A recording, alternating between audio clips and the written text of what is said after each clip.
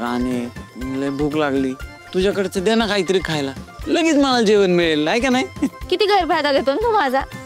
चला अर्जल पटापट. राणी ताई ह्याच्याकडून कांदा पण चिरून घे, भांडी पण घासून घे. ए पायथागोरस लय आगाऊपणा करू नको. राणे ह्याला ना लय अवघड गणित दे, आलंच नाही पाहिजे ह्याला टोन्याला.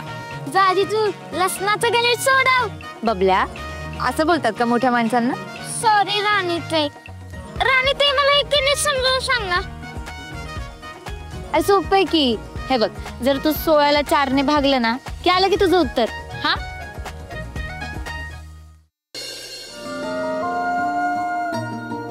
वा वा वा वा वा. इथे लहान मी आहे आणि लाड कोणाचे होत आहेत? दादूचे. ए मम्मा, अगं त्याला एवढंच लागलंय. आणि इतर वेळी मी घरात इकडे तिकडे धडपडत असते तेव्हा मला तू कधी असं भरवत नाही ग. फक्त दादूचे लाड. फक्त त्याचे लाड आणि तुझे लाडच नाही केले.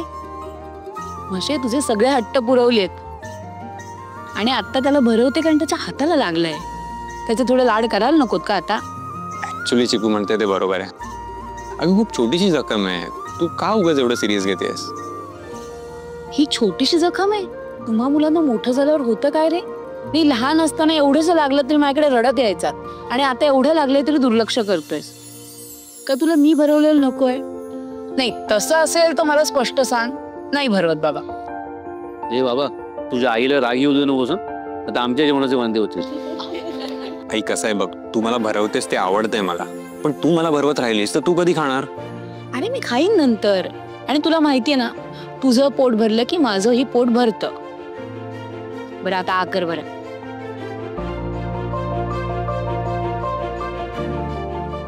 आबा, हो मला एक प्रश्न पडलाय.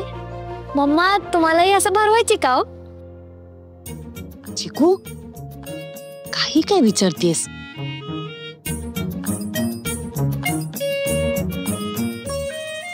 तुझी आई मला भरवायची पण घरी नाही. आम्ही कधी बाहेर फिरायला गेलो तर. मग जायचं का फिरायला? तुझ्या आईने मला भरवावं म्हणून आपण फिरायला जायचं बाहेर. हो आबा, त्यासाठी नाही.